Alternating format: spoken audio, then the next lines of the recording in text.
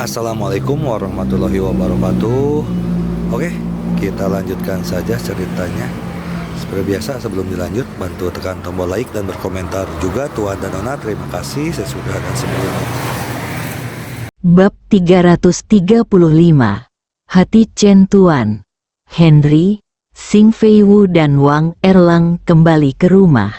Begitu mereka bertiga duduk, Henry mengangkat kepalanya dan menanyakan pertanyaan yang paling dia khawatirkan. Paman Xing, menurutmu bagaimana desa ini harus dikembangkan sesuai keinginanmu? Xing Feiwu bingung dengan kata-kata Henry. Dia adalah orang yang paling sering keluar dalam hidupnya. Tapi dia hanya pergi sejauh kota. Selain rumah dan bangunan bata, dia tidak punya ide lain. Henry, pertanyaan ini agak sulit bagi Paman Xing. Aku benar-benar tidak tahu. Xing Feiwu tidak peduli dengan wajahnya dan mengatakannya secara langsung. Henry mengangguk, mengetahui bahwa Xing Feiwu tidak berbohong. Paman Xing, kemarin ku dengar gunung ini sudah menjadi gunung desamu. Apa buktinya? Ketika Xing Feiwu mendengar pertanyaan Henry, dia segera berdiri dan mengeluarkan selembar kertas dari lemari dengan beberapa baris kata dan stempel di atasnya. Henry, aku punya ini sebagai bukti. Henry mengambilnya dan melihatnya, lalu tertawa dengan marah. Dikatakan, karena desa Xiahe tidak setuju untuk pindah dari pegunungan, maka diputuskan bahwa desa Xiahe tidak lagi dimasukkan dalam pengelolaan administratif. Pegunungan di sekitar desa akan menjadi jaminan kemandiriannya. Ada stempel kantor pemerintahan kota di bawahnya, bahkan stempel pemerintah kota pun tidak. Wang Erlang melihat ada yang tidak beres dengan senyuman Henry dan bertanya dengan cepat, Henry, apakah ada masalah? Henry meletakkan kertas itu, memandang Xing Feiwu dan berkata, Paman Xing, ini hanya pernyataan kosong. Departemen penyegelan tidak memiliki wewenang sama sekali. Dapat dikatakan tidak memiliki akibat hukum sama sekali. Ini hanya untuk membodohi orang. Apa-apaan ini? Cucu-cucu ini hanya bercanda. Ketika Wang Erlang mendengar ini, dia langsung berteriak. Xing Feiwu juga bingung pada saat itu. Dia memandang Henry dan berkata, Henry, sekarang kamu adalah kepala desa. Menurutmu bagaimana kami harus menangani masalah ini? Henry meletakkan kertas itu dan melihat ke pegunungan di luar. Jika pegunungan di sekitarnya benar-benar diberikan kepada desa kami, itu akan menjadi kekayaan yang tak ada habisnya, dan kekayaan ini mungkin tak terukur.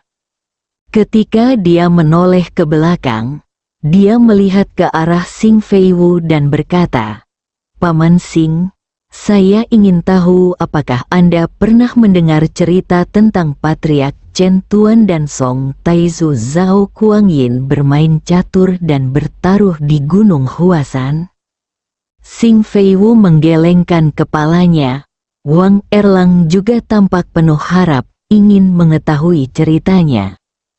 Agar Xing Feiwu dan yang lainnya memahami ceritanya, Henry berbalik dan berkata sambil tersenyum, ketika Song Taizu tidak terkenal, dia suka berkelahi dan berjudi. Suatu kali dia terlibat dalam tuntutan hukum. Selama pelariannya, dia melewati Huasan. Dia sangat lapar dan haus sehingga dia bertemu dengan penjual yang menyamar. Leluhur Chen Tuan dari manusia persik. Dia melangkah maju dan memakan kedua keranjang buah persik, dan kemudian menolak untuk membayar. Patriark Chen Tuan tahu bahwa dia tidak punya uang, jadi dia meminta 1 sen sebagai tanda pembayaran. Tetapi Zhao Kuangyin tidak mampu membelinya. Jadi Patriark Chen Tuan memutuskan untuk menggunakan kemenangan atau kekalahannya dalam permainan catur untuk membayar buah persik. Uang. Zhao Kuangyin suka bermain catur sejak dia masih kecil dan merasa kemampuan caturnya luar biasa. Jadi dia langsung setuju. Dia memenangkan pertandingan pertama dan mendapatkan uangnya. Leluhur Chen Tuan hendak pergi. Tetapi dia menariknya kembali dan ingin terus bermain catur. Dia menjadi serakah dan menggunakan tongkat naganya sebagai jaminan untuk memenangkan pohon persik di rumah Chen Tuan.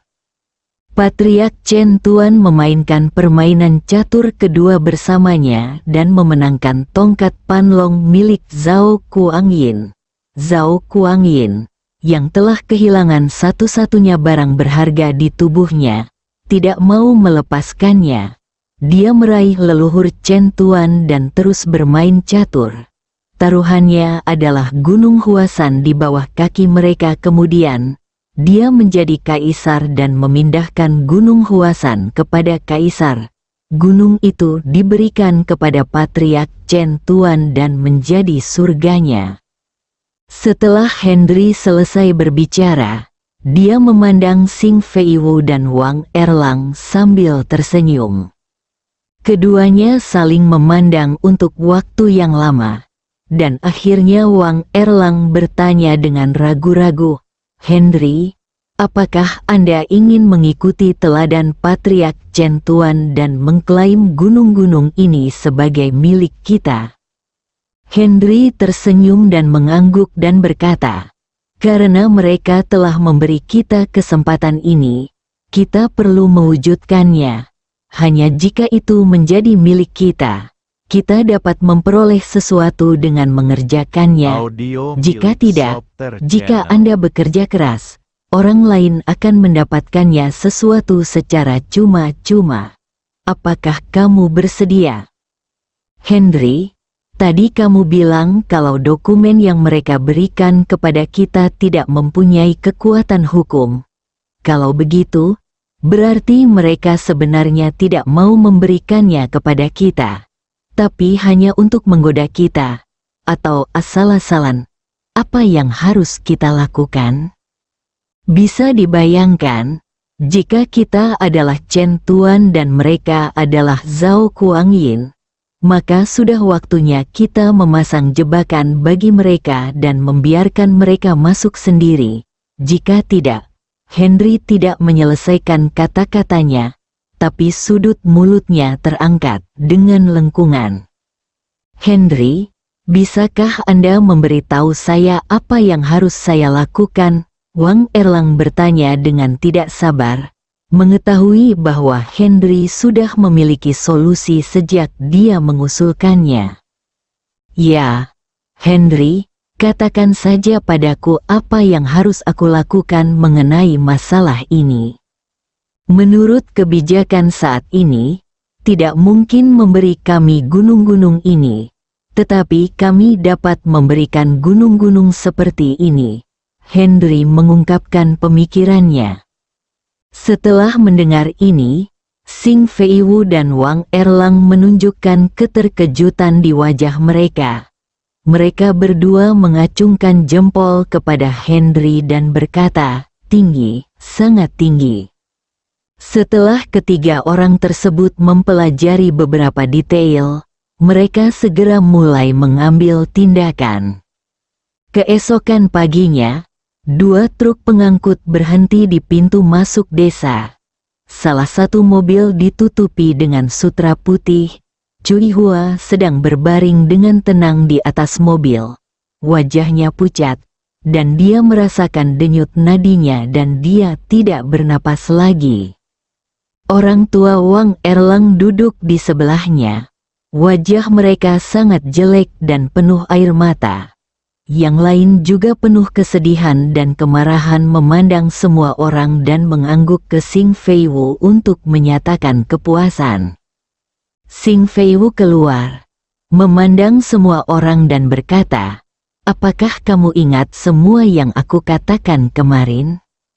Ingatlah, Wajah yang semula dipenuhi kesedihan dan amarah langsung tersenyum. Semuanya, harap serius. Ini untuk pertimbangan jangka panjang kalian. Jika saatnya tiba, pikirkan tentang penderitaan dan kemiskinan yang kalian alami hidup di jurang besar ini selama bertahun-tahun. Biarlah semakin banyak air mata semakin baik. Siapa yang berkinerja lebih baik, Henry berkata, kembalilah dan dapatkan hadiah 500 yuan. Mereka semua berkinerja baik dan semuanya berhasil. Dan setiap orang menerima hadiah 1000 yuan. Wang Erlang keluar dan meneriaki orang-orang di depannya. Begitu Wang Erlang mengucapkan kata-katanya, tawa itu menjadi semakin keras. Tetapi semua orang mulai memperhatikannya di dalam hati mereka. Melihat semua orang telah bersiap dengan baik, Henry berbalik, mengenakan pakaian lusuh yang disiapkan Xing Feiwu untuknya. Berpakaian seperti orang miskin di desa, bersembunyi di tengah kerumunan untuk memastikan bahwa dia tidak terlihat, lalu merias wajah, dan kemudian memimpin semua orang berangkat bersama.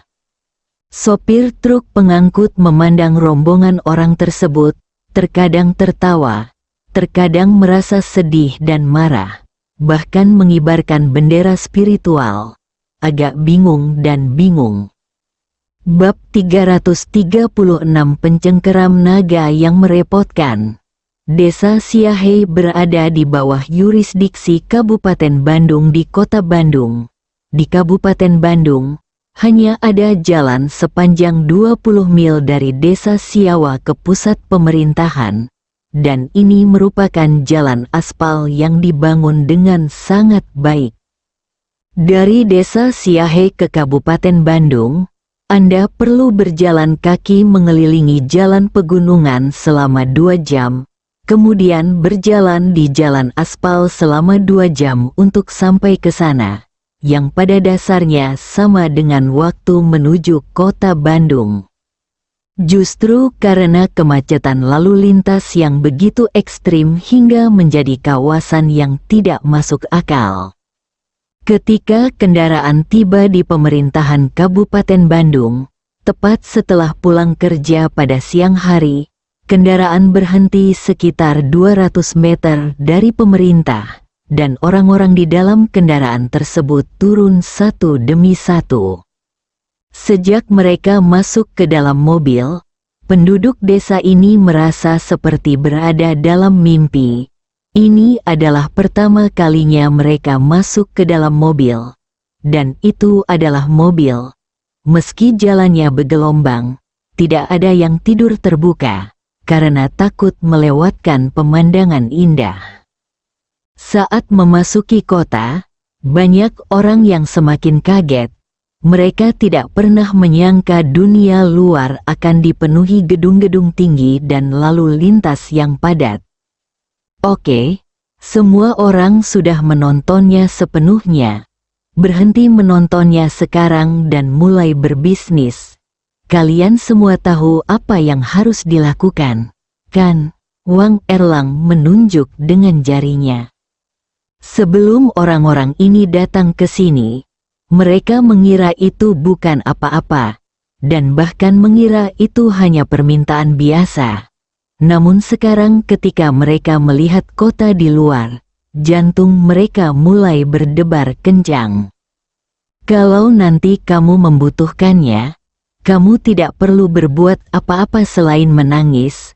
Apalagi jika menyangkut hal-hal yang menyedihkan, kamu pasti menangis sangat sedih.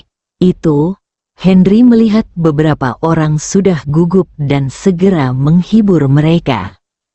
Setiap orang yang awalnya sangat gugup setelah perkataan Wang Erlang tiba-tiba menjadi diam dan bahkan mendapatkan kekuatan setelah mendengar perkataan Henry.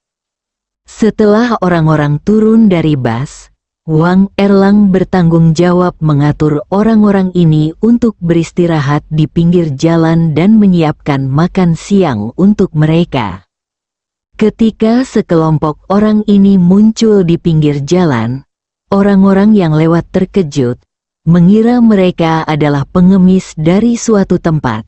Namun, mereka melihat seorang wanita tergeletak di tanah dan menduga dia akan mengajukan petisi. Namun anehnya orang-orang ini tidak pergi mengajukan petisi, melainkan hanya beristirahat sangat dekat dengan gerbang pemerintah, sehingga tidak mungkin ada orang yang mencari kesalahan. Henry melihat sekeliling dan setelah lama mencari, dia akhirnya melihat Guan Bitong duduk di dalam mobil biru. Dia berjalan berpura-pura tersandung dan mengetuk jendela mobil. Guan Bitong terus melihat ke arah lain, seperti sedang mencari seseorang, ketika dia tiba-tiba mendengar seseorang mengetuk kaca dan terkejut.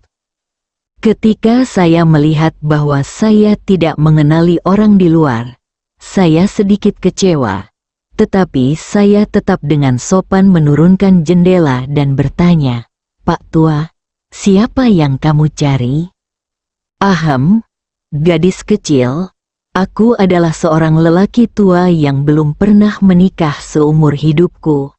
Aku ingin mencari seorang istri. Menurutku kamu baik. Jadi aku hanya ingin bertanya apakah kamu bersedia." Selesai berbicara, dia mengambil ujung bajunya dan menyekanya. "Sentuh hidungmu untuk melihat betapa menjijikkannya, betapa menjijikkannya."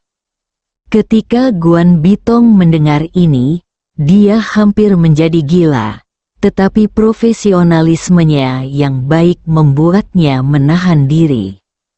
Dia mengambil nafas panjang untuk menahan amarahnya, lalu mengambil nafas panjang untuk menenangkan diri. "Orang tua, mengingat usiamu, aku tidak ingin mengatakan apapun kepadamu. Kamu harus segera keluar dari sini. Aku masih ada urusan yang harus diselesaikan." "Gadis kecil, apakah kamu memiliki kekasih? Apakah kamu ingin mempertimbangkanku?" kata Henry sambil mengulurkan tangan untuk menyentuh Guan Bitong. "Bagaimana? Apakah itu asli?" Guan Bitong menatap tangan nakal Henry. Henry sedikit bodoh. Dia awalnya ingin menakut-nakuti Guan Bitong, tapi dia tidak menyangka gadis kecil ini akan mengetahuinya.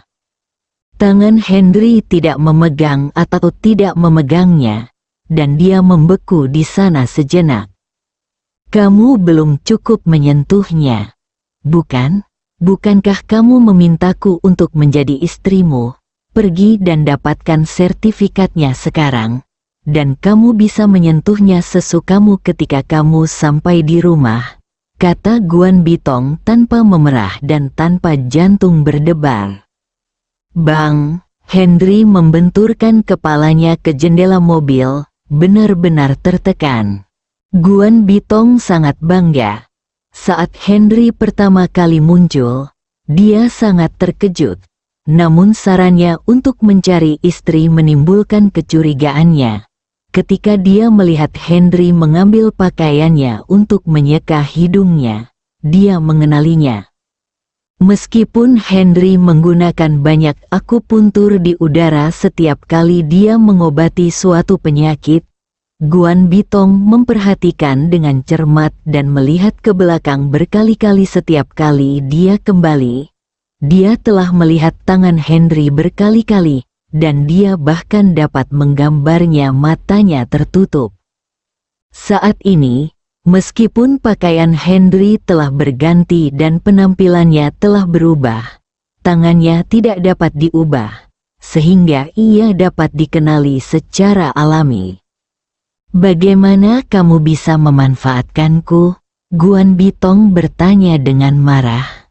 "Maaf, saya hanya bercanda," Henry berkata dalam hatinya. Apa yang bisa dia lakukan?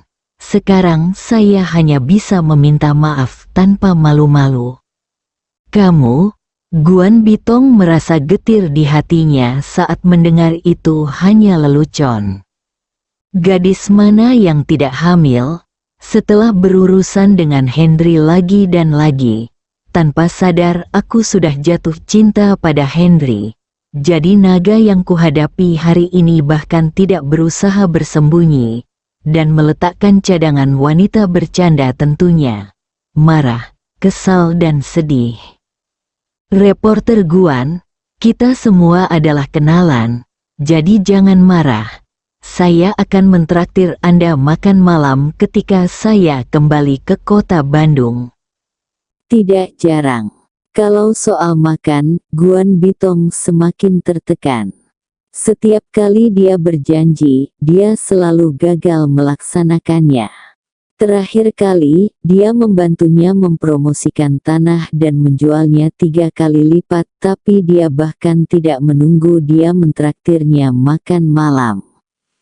Kalau begitu, kamu akan menemukan solusinya, dan kemudian kita akan mulai berbisnis, kata Henry sambil tersenyum masam. Guan Bitong memelototinya dan ingin mengatakan bahwa dia akan menjadi pacarnya. Tetapi dia tahu bahwa tidak ada gunanya mengatakan hal seperti itu. Dia akhirnya mengertakkan gigi dan berkata, "Jika kamu berjanji akan melakukan sesuatu untukku di masa depan, aku akan segera membantumu." "Tidak masalah," Henry berkata sambil menjentikkan jarinya. Nakal, Guan Bitong mengumpat pelan, melompat ke tanah, dan berjalan menuju penduduk desa Siahe di tempat teduh dengan pena perekam. Sejak Henry tiba di tempat Guan Bitong, penduduk desa tidak pernah memalingkan muka dan selalu penasaran. Ketika Guan Bitong keluar dari mobil, orang-orang ini terkejut. "Ini indah sekali. Apa yang membuatmu ribut-ribut?" Pacar saudara Henry yang lain semuanya lebih cantik dari dia. Tunangannya adalah mantan ketua grup Kili kita. Dia baru-baru ini pergi karena sesuatu dan memberikan posisi ketua kepada saudara Henry, dan banyak wanita secara aktif mengaku hamil anaknya. Wang Erlang berbicara tanpa henti tentang Henry, dan penduduk desa tercengang. Melihat Henry yang datang, dia bahkan lebih kagum. Bersambung.